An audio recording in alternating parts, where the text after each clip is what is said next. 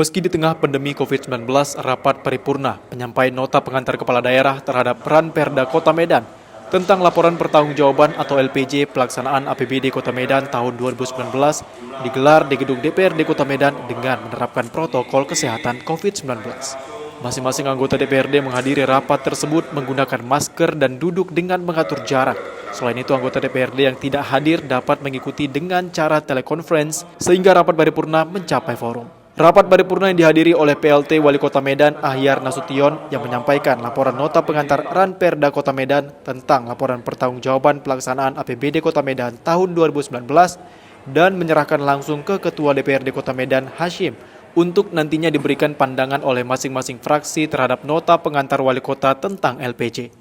Menurut Ketua DPRD Kota Medan, paripurna penyampaian nota pengantar kepala daerah terhadap Ranperda Kota Medan tentang laporan pertanggungjawaban pelaksanaan APBD Kota Medan tahun 2019 secara konstituen memang harus dilaksanakan.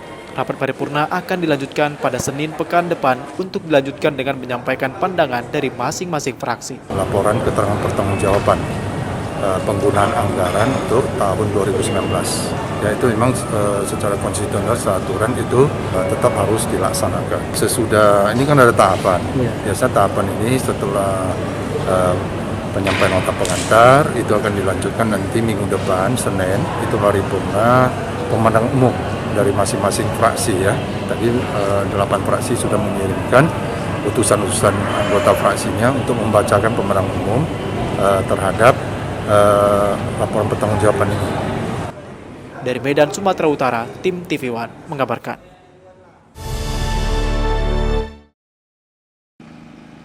Ratusan warga desa Bandar Pasir Mandoge, Kabupaten Asahan, Sumatera Utara, menggelar aksi demonstrasi di lokasi pabrik kelapa sawit milik PT Agrindo Indah Persada.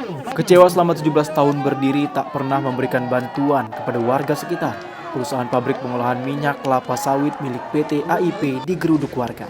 Ratusan warga ini melakukan aksi demonstrasi dengan mendatangi lokasi pabrik dan menutup akses pintu keluar masuk pabrik. Aksi ini membuat aktivitas pabrik sempat lumpuh total. Dalam orasinya, warga meminta kepada pihak manajemen perusahaan untuk melaksanakan kesepakatan yang sudah terbangun terkait penyaluran dana CSR. Warga berharap pengalokasian dana CSR oleh perusahaan pengolahan minyak kelapa sawit ini dapat dilakukan dengan tepat dan transparan, serta mengutamakan kepentingan masyarakat sekitar. Selain itu, warga juga meminta agar pihak perusahaan lebih mengutamakan warga sekitar untuk dipekerjakan dan menjadi karyawan di perusahaan PT AIP ini. Terkait dengan bantuan CSR yang selama 17 tahun tidak pernah disalurkan AIP kepada masyarakat yang berdampak langsung dengan proses pengolahan produksi di PT AIP. CSR yang dijatuhkan itu tidak tepat sasaran. Dan bahkan kemarin sempat ada bantuan COVID-19 ke Dusun 6 yang berdampak langsung dengan produktivitas PKS PT AIP ini hanya mendapatkan 11 kotak bantuan. Aspirasi masyarakat yang berorasi hari ini akan kita sampaikan ke pihak manajemen, untuk manajemen kita yang lebih berperan mengambil keputusan terkait dengan semua aspirasi masyarakat kita. Dari Asahan, Sumatera Utara, Daud Sitohang, TV One mengabarkan. Ikut berpartisipasi dalam memberikan bantuan sosial akibat dampak pandemi COVID-19, PT Toba Pap Lestari Tbk terus menggelar berbagai kegiatan bakti sosial kepada masyarakat sekitar, khususnya di wilayah Kabupaten Toba, Sumatera Utara. Saat masa sulit pandemi COVID-19, PT TPL, perusahaan penghasil bubur kertas yang beroperasi di wilayah Kabupaten Toba ini, memegang komitmennya untuk peduli dengan masyarakat. Terlebih di masa-masa sulit seperti saat ini, perusahaan PT TPL terus menggelar kegiatan sosial sebagai implementasi kepedulian pihak perusahaan kepada warga yang terdampak. Sejumlah kegiatan yang rutin dilakukan adalah dengan melakukan penyemprotan secara berkala di setiap desa di beberapa kecamatan di Kabupaten Toba, terlebih di Kecamatan Parmaksian yang merupakan lokasi berdirinya tempat pabrik beroperasi. Ribuan liter cairan disinfektan disalurkan PT Toba Pap Lestari Tbk atau TPL untuk disemprotkan baik menggunakan mobil damkar maupun oleh petugas yang disiapkan oleh pihak perusahaan. Diharapkan dengan memberikan bantuan penyemprotan disinfektan ini dapat membantu pemerintah memutus penyebaran virus corona di wilayah Kabupaten Toba. Pihak perusahaan juga memberikan bantuan sejumlah tempat cuci tangan atau wastafel, termogan, dan dapur umum di sejumlah lokasi pelayanan publik di Kabupaten Toba. Selain melakukan penyemprotan disinfektan, perusahaan juga memberikan bantuan alat pelindung diri kepada beberapa rumah sakit baik di Kabupaten Toba, Tapanuli Utara, Humbahas, dan Kabupaten Simalungun. Maju Butar-Butar, salah seorang tokoh masyarakat di Kecamatan Parmaksian, Kabupaten Toba, mengungkapkan rasa terima kasihnya kepada PT TPL yang telah melakukan penyemprotan disinfektan dan sarana cuci tangan di wilayah tinggal mereka. Dari mulai adanya COVID-19 ini, PT Toba Pelestari sudah berikan dengan tangan sama kita, dengan pemerintah Kecamatan Parmaksian. Salah satu yang paling signifikan yang berikan dengan tangan, setiap seminggu sekali PT Toba Pelestari memberikan disinfektan. Bahkan sampai biaya penyemprotan dari perangkat pun dibiayai oleh PT Toba Pelestari. Baru yang berikutnya PT Toba Pelestari sudah memberikan sembako berupa beras, kalau nggak salah 5 ton melalui Pemkab Kabupaten Toba berikut dengan telur. Bahara Sibuya selaku Humas PT TPL menerangkan bahwa PT TPL sangat serius dalam membantu masyarakat terlebih di masa sulit pandemi COVID-19. Sebagai bentuk kepedulian perusahaan, upaya dilakukan pertama kali di sekitaran perusahaan dengan memberikan sarana cuci tangan dan penyemprotan disinfektan. Bahkan pihak TPL juga rutin memberikan bantuan beras yang disalurkan ke beberapa daerah di antaranya Kabupaten Toba, Kabupaten Tapanuli Utara, Kabupaten Simalungun, dan sejumlah wilayah lainnya untuk disalurkan kepada masyarakat yang membutuhkan. Pihaknya juga akan terus memantau kondisi di masyarakat apa dan bagaimana yang akan dibutuhkan oleh masyarakat di masa pandemi ini. Tidak hanya di wilayah Kabupaten Toba saja, namun TPL juga turut andil memberikan bantuan kepada daerah-daerah di sekitar Danau Toba yang membutuhkan bantuan. PT TPL itu 100% untuk membantu masyarakat sekitar. Hal yang pertama dilakukan oleh PT TPL di sekitaran desa yang ada di sekitaran PT Toba Pelestari adalah terkait masalah pencucian tangan, disinfektan, bagaimana mobilisasi juga dan pada setiap kelompok masyarakat untuk tetap melakukan anjuran-anjuran pemerintah di dalam menangani COVID-19. Jadi terkait bantuan-bantuan yang dimaksud, ini ke depan juga TPL tetap memantau situasi yang terjadi di masyarakat terkait apa-apa saja nanti ke depan yang perlu diperhatikan lagi. Walaupun sebenarnya TPL bukan hanya berbicara terhadap Kecamatan Parmaksian, masih banyak juga kabupaten-kabupaten lain yang perlu dipikirkan oleh PT TPL. Jadi dalam hal ini diharapkan kepada semua masyarakat, baik juga terlebih pemerintahan desa, untuk tetap berkomunikasi dengan masyarakatnya juga, karena kami tetap dalam hal ini tetap menjalin hubungan yang sangat baik dengan pemerintah desa di sekitaran kami. Bahkan karyawan PT TPL juga sangat tergugah untuk memperhatikan masalah COVID-19 ini. Tetapi perlu dicatat juga bahwa bantuan yang akan disalurkan TPL adalah kepada masyarakat yang betul-betul tidak mampu, yang betul-betul terdampak akibat daripada COVID-19. Itu yang harus digarisbawahi. Bukan bantuan bahan pangan melalui Pemkab masing-masing, itu sudah dilakukan. Bahkan di luar itu juga sudah dilakukan oleh PT Toba Pelestari. Kepala Desa Siantar Utara, Pergaulan Marpaung juga mengucapkan terima kasih kepada perusahaan TPL yang cepat tanggap dalam memberikan bantuan kepada warga sekitar yang terdampak COVID-19. Perlu kami kasih tahu dari Desa Siantar Utara, PT TPL sendiri ke desa kita Siantar Utara dalam rangka penanggulangan COVID di desa kita, kerjasama kita sampai detik ini masih bagus merespon, kira-kira gitu Pak. Kita kasih tahu atau menginformasikan bahwasanya bantuan yang kita butuhkan sekarang ini, kita mintakan bahan pangan yang mungkin tadinya saya dan juga kami pembicaraan bahwasanya itu akan secepatnya, tinggal kita mengasihkan data dan itu akan secepatnya direalisasikan. Saya Kepala Desa Siantar Utara, Pergaulan Marpaung. Dari Kabupaten Toba, Sumatera Utara, Daud Sitohang, Nimrod Sirait, TV One mengabarkan.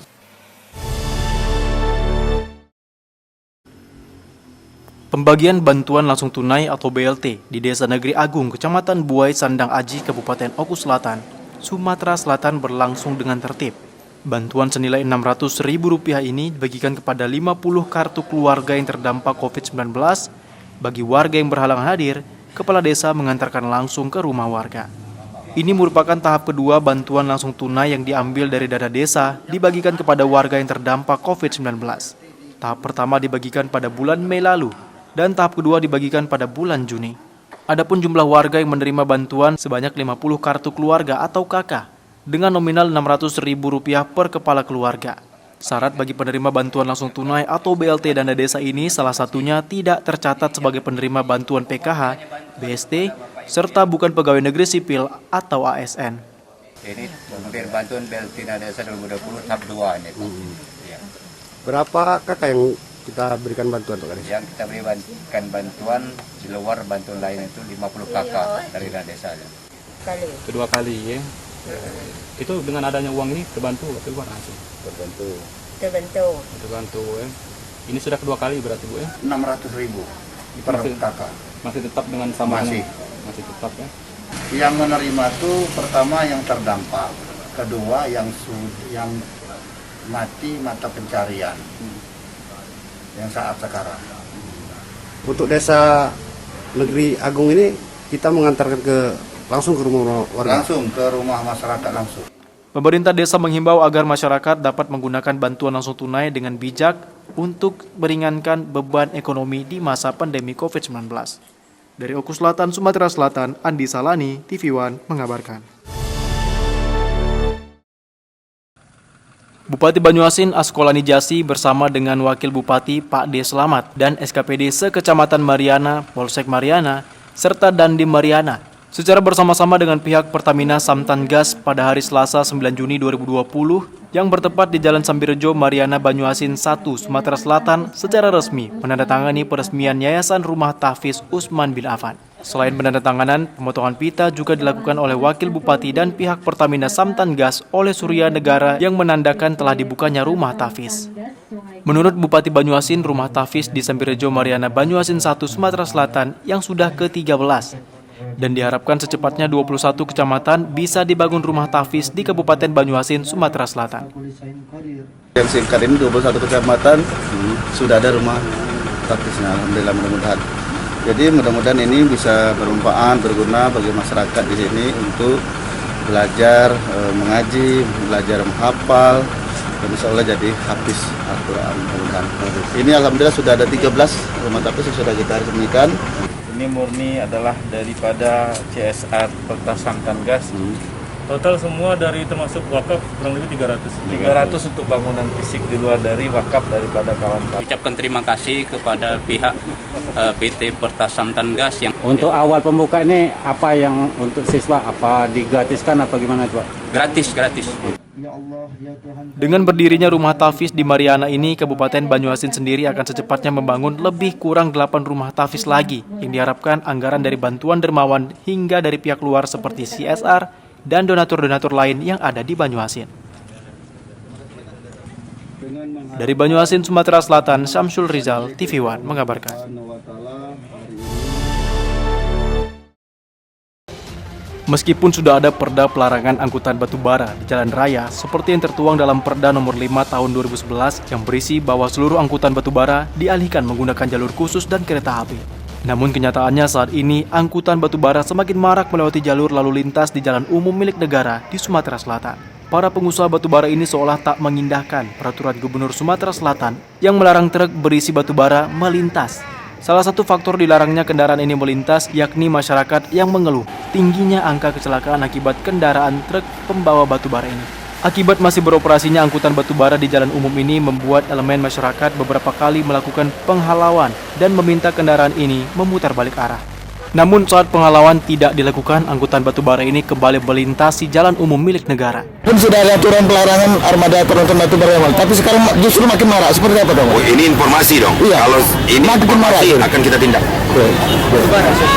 Itu jelas dikatakan bahwa dengan dicabutnya peraturan gubernur ini, pengaturan, pengawasan dan pengendalian lalu lintas lebih lanjut dilakukan oleh Dinas Perhubungan Provinsi Sumatera Selatan berkoordinasi dengan perangkat daerah dan instansi terkait lainnya.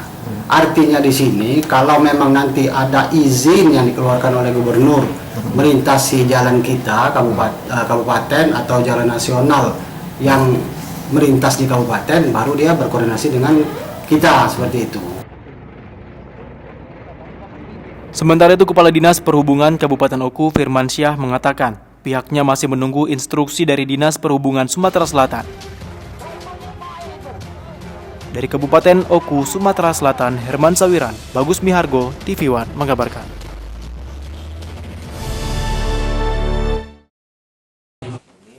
Lebih dari 4.000 mahasiswa yang terdiri dari 3 perguruan tinggi yang berada di Kota Sekayu, Musi Banyuasin, Sumatera Selatan mendapatkan bantuan dana COVID-19 dari pemerintah Musi Banyuasin. Bantuan dana COVID-19 ini juga merupakan dana BLT yang diberikan kepada para mahasiswa untuk membantu biaya kuliah di masa pandemi COVID-19. Para mahasiswa menerima bantuan dana sebesar Rp700.000 dari masing-masing kampus, sebab lebih dari 600 juta setiap kampus mendapatkan bantuan dari pemerintah Musi Banyuasin.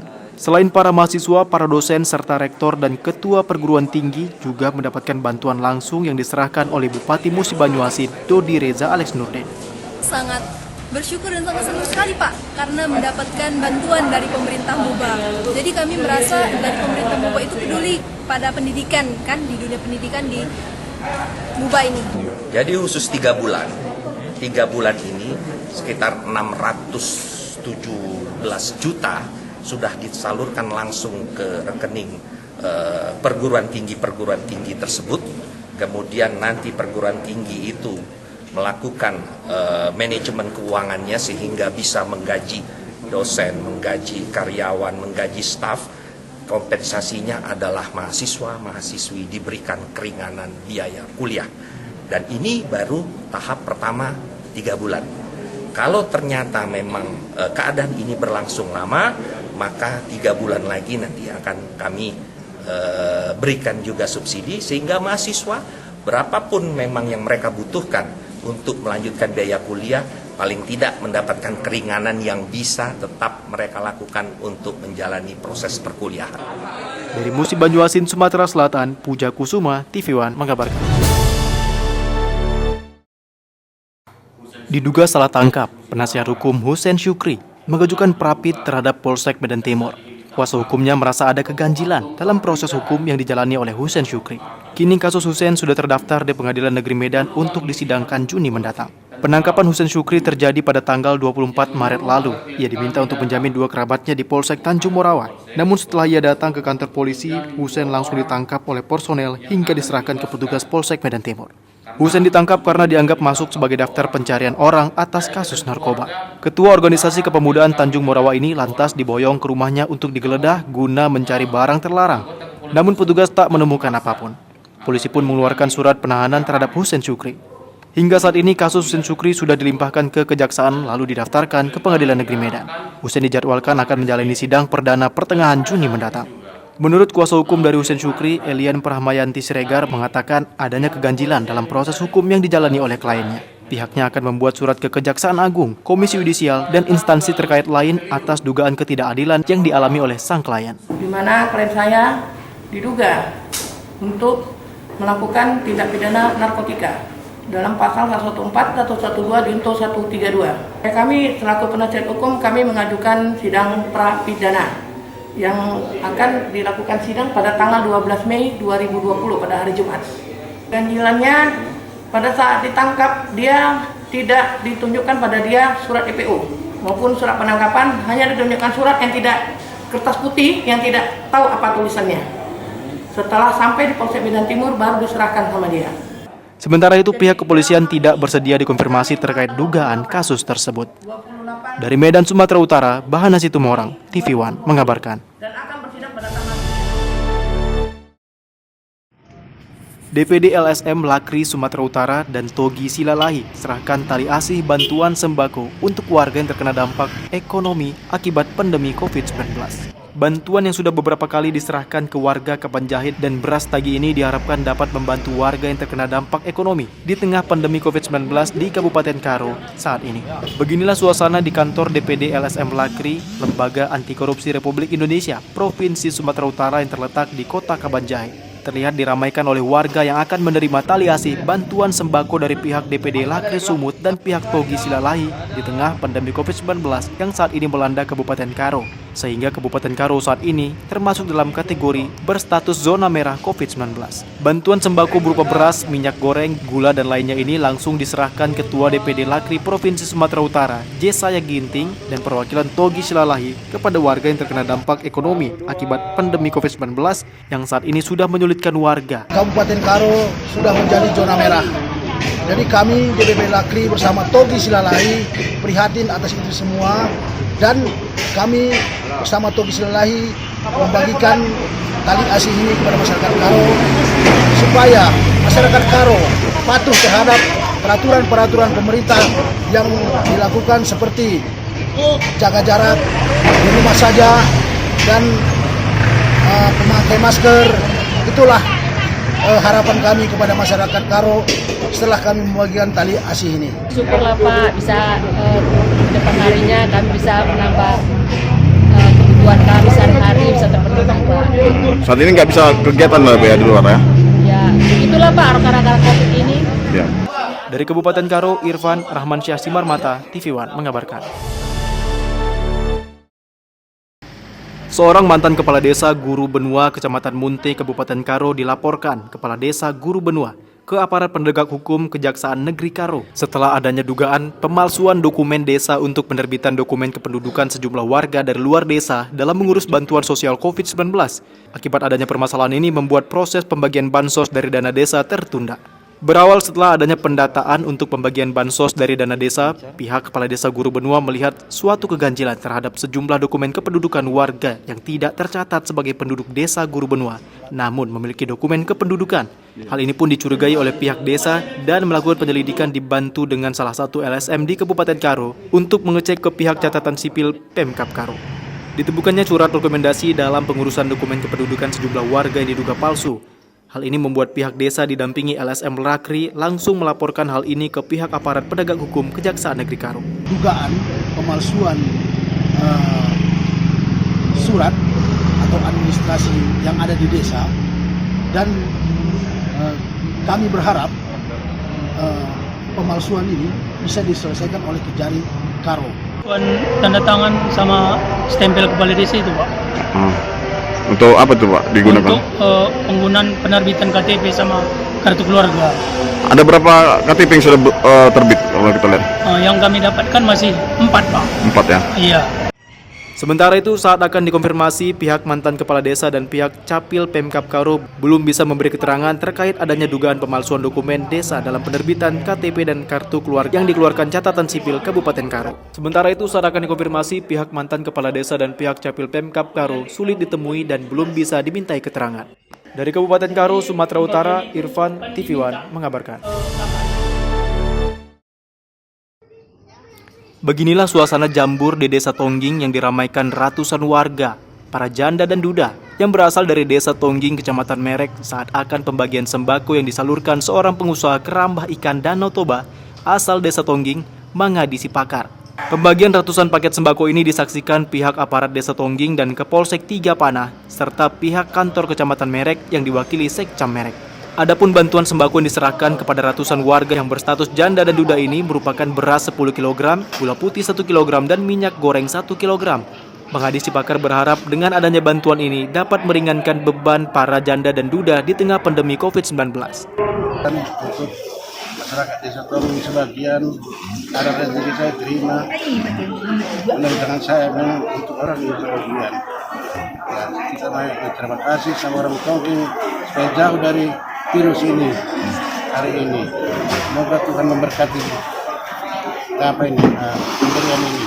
Ya, kita mengucapkan terima kasih ya, terutama keluarga Sipakar yang dimana keluarga Pak Sipakar ini masih sangat peduli terhadap warganya, ya, terutama yang di sini janda ataupun duda. Dengan diberikannya bantuan ini, ya mudah-mudahan ya masyarakat Tongging ini semakin kompak, mensyukuri masih ada salah satu pengusaha yang memberikan ataupun menyisihkan rezekinya terhadap warganya sendiri.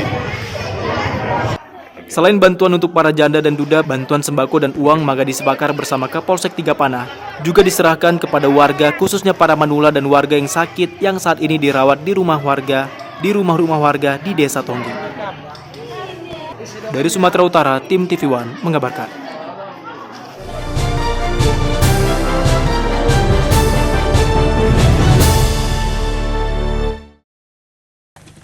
Inilah aksi kejar-kejaran aparat kepolisian unit Reskrim Polsek Babatoman, Musi Banyuasin, Sumatera Selatan. Aparat kepolisian ini terpaksa mengeluarkan tembakan saat menangkap pelaku pembunuhan seorang warga yang berusaha kabur dengan menggunakan sepeda motor. Di hadapan polisi, pelaku bernama Alwin menyerah setelah beberapa kali polisi melakukan penembakan.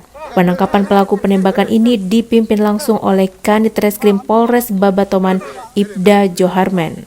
Alwin terpaksa ditangkap polisi karena telah menembak seorang warga bernama Selmi yang juga tetangganya sendiri. Hanya gara-gara korban merusak perangkap monyet di kebun pelaku, tiba-tiba pelaku naik pitam dan menembak korbannya. Korban Selmi mengalami luka tembak di beberapa bagian tubuhnya dan kritis. Merusak ini Pak, merusak sangkar monyet, jebakan monyet. Langsung dia minta ditembak. Terus? Tembaknya dia minta ditembak. Ditembak apanya Pak? Ditembak badannya. Dapat tembak? Iya. Menggunakan senjata api, rakitan atau? Iya Pak. Polisi yang mendengar informasi keberadaan pelaku langsung melakukan penggerebekan di sebuah perkebunan di tepi jalan saat pelaku hendak melarikan diri. Di pondok korban di Desa Talangbunut, Desa Sengangit, Kecamatan Babatoman. Tersangka saat itu menembak korban dengan alasan karena korban telah merusak perangkap monyet yang ada di kebunnya. Saat itu tersangka tersinggung saat ditanyain terhadap ucapan korban, dan tersangka mengambil senjata api rakitannya di pondoknya, pergi ke pondok korban dan melakukan penembakan. Saat ini tersangka sudah ada di Polsek Babatoman guna dimintai pertanggungjawabannya untuk dilakukan proses pemeriksaan. Dari Musi Banyuasin, Sumatera Selatan, Puja Kusuma, TV One mengabarkan.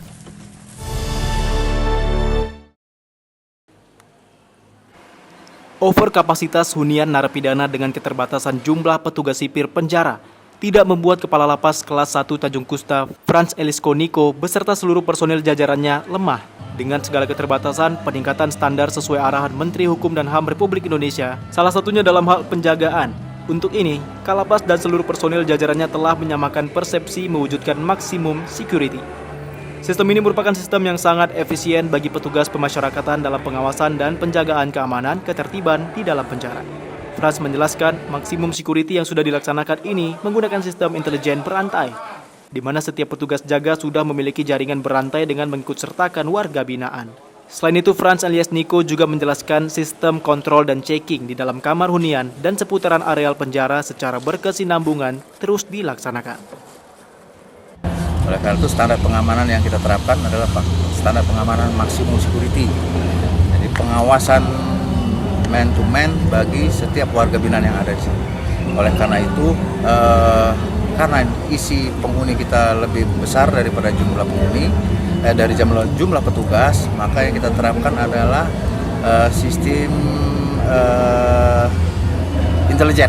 Sistem intelijen kita, jadi kita sistem berantai. Dari setiap petugas mempunyai intelijen di dalam di blok, sehingga kejadian-kejadian yang sekecil apapun itu diketahui oleh petugas. Kejadian yang sekecil apapun itu diketahui oleh petugas dalam rangka deteksi dini.